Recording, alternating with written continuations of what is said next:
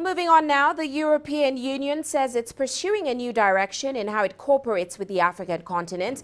It's calling for a new Africa-Europe alliance. And while Brussels hopes it will create jobs, the plan is also aimed at stopping migration from sub-Saharan Africa into Europe. Well, CGTN's Europe correspondent Jack Perrick tells us more. We're not only interested in extracting resources. We want to partner with you to create local value chains, to create good jobs here in Africa. We want to share European technology with you. We want to invest in skills for local workers. This is crucial for the young people, because the stronger you are as suppliers, the more Europe will diversify supply chains towards Africa. France now, Macron is on a begging tour, even though he calls it strengthening the relationship. We all know it's about influence. We all know it's about the agenda that he carries. So at the end of the day, we know what the agenda is when it comes. On to business quickly with Brian. He's starting with this major summit between European and African leaders kicking off that aims to deepen economic ties between the two continents. Stuart, the EU and the African Union celebrating 25 years of relations with the summit in the Angolan capital of Luanda on Monday. Top of the agenda for EU delegates will be maintaining Europe's position as Africa's top trading partner. Africa is Europe's fourth largest partner. Last year saw trade between the continents hit 360 billion euros. That's down from a peak of 500 billion in 2022. The world woke up to a headline that sounded almost impossible, a reversal so dramatic, so unexpected, that global markets paused and European leaders scrambled into emergency meetings. Africa, once dismissed as a supplier with potential, has now done the unthinkable. It cut off the very trade routes Europe depends on to keep its industries alive. Overnight, factories stalled, shipping queues froze, energy markets tightened, and European ministers began pleading behind closed doors for Africa to restore the flow. For decades, Europe controlled the narrative. Europe set the rules. Europe dictated prices, standards, and access, but not anymore. The power dynamic has flipped upside down, and the shock is reverberating through every capital from Paris to Berlin. The continent Europe once underestimated is now the continent Europe cannot live without. This wasn't a random diplomatic disagreement. It wasn't a temporary disruption. It was a statement powerful, deliberate, and long overdue. Africa has risen to reclaim its power, its leverage, and its rightful place in the global economy.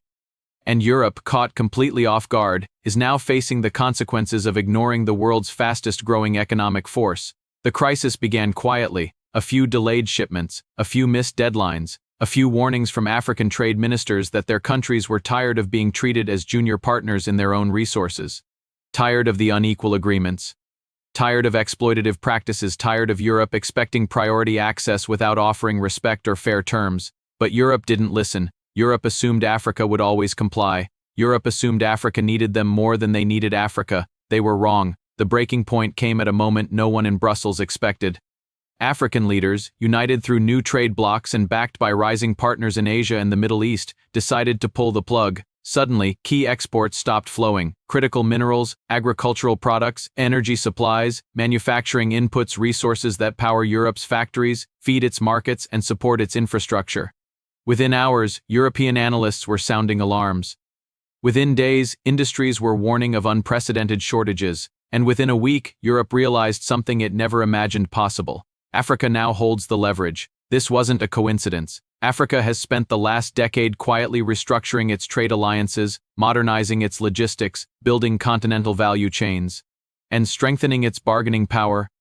While Europe was distracted with internal politics, Africa was rising, connecting its ports, expanding its manufacturing hubs, and diversifying its partnerships far beyond Western dependence. And Europe, for the first time, is experiencing what economic vulnerability feels like. In Brussels, officials are panicking. Reports describe emergency sessions stretching into dawn, with ministers arguing over who failed to predict Africa's strategic move. Trade negotiators are flying to African capitals hoping to repair relationships. Lobbyists are pressuring leaders to fix the African problem before industries collapse. But Africa is not the problem. Africa is the new center of global supply and demand, and for once, Africa is choosing how the game is played. The irony is stunning. For years, European leaders lectured Africa about economic stability. Now Europe is facing instability of its own making. For years, Europe pressured African nations to follow their rules. Now Europe begs for exceptions to rules Africa is setting. For years, Europe held Africa at the negotiation table. Now Africa holds Europe by its supply chain. The reaction across Africa has been electric. For once, the world is seeing the continent not as a passive receiver, but as a decisive force capable of shifting global markets. From Lagos to Nairobi, from Johannesburg to Accra, citizens are watching Europe scramble and realizing something powerful. Africa finally understands the weight of its own value, the continent that fuels Europe's green transition, the continent that supplies Europe's factories, the continent that feeds European agriculture and builds European infrastructure, has chosen to draw a line, and Europe is learning the hard way that without Africa, its economy cannot function. The power reversal is more than economic, it's symbolic. It represents a historic break from centuries of imbalance. Africa is no longer operating from a position of need but from a position of strength. Western dominance in African trade is replaced by African autonomy and African choice. But what makes this moment even more shocking is the reality that Africa is not acting alone. Behind Africa's rise stands a coalition of global partners eager to replace Europe. China, India, Turkey, Brazil, Gulf nations, and other emerging markets have spent years building relationships in Africa with respect, investment, and partnership. They offered what Europe never did: fair terms, infrastructure support, technology transfers, and genuine cooperation. Now those investments are paying off. Africa doesn't need Europe's markets anymore. Europe needs Africa's resources more than ever before. That is the power shift reshaping global politics. Inside Europe, the fear is palpable. Industries are warning of shutdowns. Energy ministers are panicking about shortages. Economists are predicting potential recessions. Politicians are facing angry citizens demanding answers. And Africa, calm and collected, is holding its ground. For the first time in modern history, Africa is dictating the timeline, the terms, and the tone of negotiations, and Europe, humbled and desperate, has no choice but to follow. The message is clear. Africa is no longer the continent Europe saved, it is the continent Europe needs. A new world order is emerging, and Africa is at the center of it. Not as a resource colony, not as a passive participant, but as a global power with the leverage to reshape markets and redirect the flow of world trade. Europe may kneel today, but tomorrow, the entire global system will shift around the new reality Africa has created. Power is no longer determined by history, it is determined by supply, demand, and strategic control. Africa has all three. And the world is about to learn what that truly means. Europe's panic had barely begun when Africa moved into its next phase, a phase that would cement its control over the very trade arteries Europe now depended on.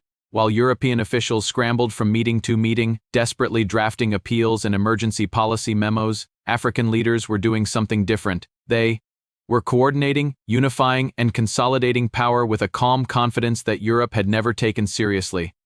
What Europe failed to understand was that Africa's decision to shut down the trade lifeline wasn't a rash emotional reaction. It was a carefully orchestrated strategy built on years of preparation, years of investment, alliance building, infrastructure expansion, and continental integration that the West never bothered to notice. Africa didn't stumble into power by accident. It cultivated it deliberately, patiently, and with a vision far beyond what Europe had imagined. The first sign of Africa's next move came not from the continent's political capitals, but from its economic hubs. In Lagos, leaders of Africa's largest agricultural consortium held a press briefing that sent European markets into deeper panic. They announced that Africa would be prioritizing exports to partners who value mutual respect and fair cooperation. The message wasn't subtle. It was a declaration that Europe no longer held priority status. That status now belonged to Asia, the Middle East, South America, and Africa's own internal markets. Hours later in Nairobi, representatives of the African Continental Free Trade Area (AfTA) delivered an even sharper message. They revealed a unified export framework designed to coordinate African supply chains continent-wide. Minerals, food commodities, strategic metals, energy products, all of it would now move through a common African-controlled regulatory gate. Europe had lost access not just to one country, but to an entire united bloc. But the shock didn't stop there. Across the continent, private sector giants, mining companies, agri-export firms, logistics networks, and energy producers issued coordinated statements confirming their alignment with the new continental strategy. For the first time in history, Africa's economic engines were moving in unison. The continent had transformed from a fragmented collection of suppliers into a global trade force with a single voice. Europe was not prepared for this level of coordination. For centuries, Europe relied on Africa's fragmentation. If one African country resisted unfair trade terms, Europe simply shifted to another. If negotiations faltered in one capital, Europe played two neighboring countries against each other. It was a strategy that depended entirely on division. But the Africa of today was not the Africa of yesterday. AfCFTA, regional blocs, cross-border infrastructure, shared digital systems, common tariffs. The continent had been building unity quietly, and Europe had failed to recognize what that unity meant. Now Europe was facing the consequences. Inside Brussels, panic transformed into desperation. Politicians warned of supply chain collapse. Energy analysts predicted rolling manufacturing shutdowns. Food security experts issued alerts about agricultural dependency risks. European leaders rushed to schedule emergency calls with African presidents, but those calls were not always answered, and when they were, Africa's message was the same. Europe must renegotiate from a position of equality or not at all. Africa was no longer accepting terms written in European boardrooms or approved in European parliaments. The era of Europe dictating conditions was over. As Europe struggled to regain stability, Africa was quietly accelerating its partnerships with new allies. In Beijing, New Delhi, Riyadh, and Ankara, negotiators welcomed Africa's shift with open arms. New contracts were signed, new trade routes were mapped, new logistical hubs were approved. The world's fastest-growing economies saw Africa not as a dependent market but as an equal partner with something vital to offer.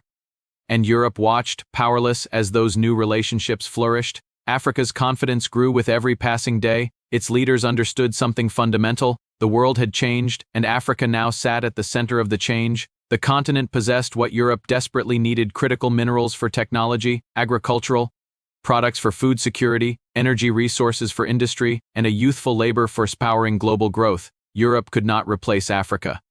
But Africa could replace Europe. This new reality echoed across African societies. Citizens who had lived through decades of economic imbalance watched in amazement as their leaders stood firm. Editorials praised the dawn of African leverage. Business communities spoke openly about never returning to the old trade structures. Social media lit up with pride, celebrating the continent's newfound power. For the first time in generations, Africa was negotiating not from weakness but from strength. Meanwhile, Europe was experiencing the shock of dependency. Manufacturing plants reported material shortages. Automakers warned they could not maintain production without African metals. Food suppliers admitted that several African imports could not be replaced. Even the renewable energy sector was affected. Europe's green transition depended heavily on African minerals and African logistics. Every sector exposed the same truth. Europe's prosperity had always rested on Africa's resources, but Europe had never imagined a scenario where Africa controlled the flow of those resources. As the crisis deepened, European media began reporting what government officials refused to say out loud. Europe was now at the mercy of Africa's decisions. Analysts debated whether Europe should have invested more in African infrastructure. Economists questioned why Europe had not treated Africa as a true partner. Political commentators asked how Europe allowed itself to fall into such vulnerability. The answer was simple: Europe underestimated Africa, and Africa knew it. Instead of rushing to restore the old order, Africa chose to redefine it.